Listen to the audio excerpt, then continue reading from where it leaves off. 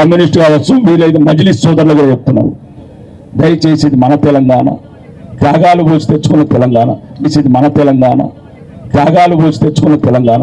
జాతి నిర్వీర్యం అయిపోతుంది, నిరాశకు లోనవుతుంది. ఈ జాతి నిరాశకు పోవద్దు. సోదరుడు అన్నట్లు ఆత్మహత్యలకు పరిష్కారం కాదు, మనం సాధించుకుందాం.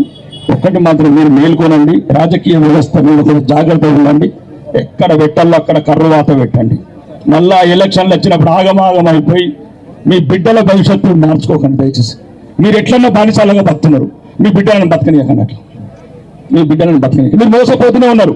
ఎవడైతే మీ గురించి ఉంటాడు, పార్టీలు పక్కన పెట్టండి, మీ గురించి పోరాటం అసెంబ్లీ పంపి అందరూ ఒకటి కానీ మంచిగా ₹1 అయితే ₹1 అవుతుంది, దాన్ని పంపించండి. ఏమైతే ₹1 అయితే సస్తామా, మనం పోలేకపోవచ్చు. మంచిగా మంది అయితే కోట అయితే ఒకటి పంపించండి. నిసారైన నిజమైన మీ ఉద్యమ నాయకుడిని, డబ్బులు లేకపోతే మీరే రారు మా దగ్గరికి.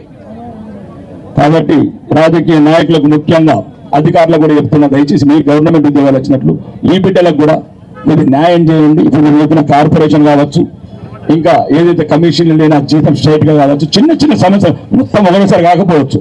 ప్రధానంగా మన జాతి, మన యువత, నిర్వీర్యం అయిపోతున్న యువతని కాపాడుకోవాలంటే రాజకీయ వ్యవస్థలోనే నిజాయితీ ఉండాలి. వీళ్ళ కోరికలు ఎంతో కొంత మొత్తం కాకుండా కూడా వాళ్ళకి సంతన చేకూర్చేట్లు సుధీరణ లాంటి వాళ్ళు, సీనాన్న లాంటి వాళ్ళు, కృష్ణ లాంటి వాళ్ళు కొద్దిగా ప్రయత్నం చేసి పార్టీలకు అతీతంగా, ఇప్పుడు రాబోయే రోజుల్లో అసెంబ్లీ సమావేశాలని మనమందరం పార్టీలకు అతీతంగా కూర్చుని మాట్లాడడం, అందరం కలిసి రేవంత్ రెడ్డి గారి దగ్గర పోవడం.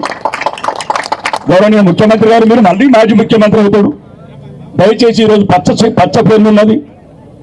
ఈ పచ్చ పేరు ఉన్నప్పుడు ఏదైనా ఊపిరి పోసిపోవడం, ఒకరికైనా ఉయ్యాలను ఊపిపోవడం, ఈ పచ్చ పేరుని గంగల పోయి మళ్ళీ 3 ఏళ్ళు అయితే ఉండదు.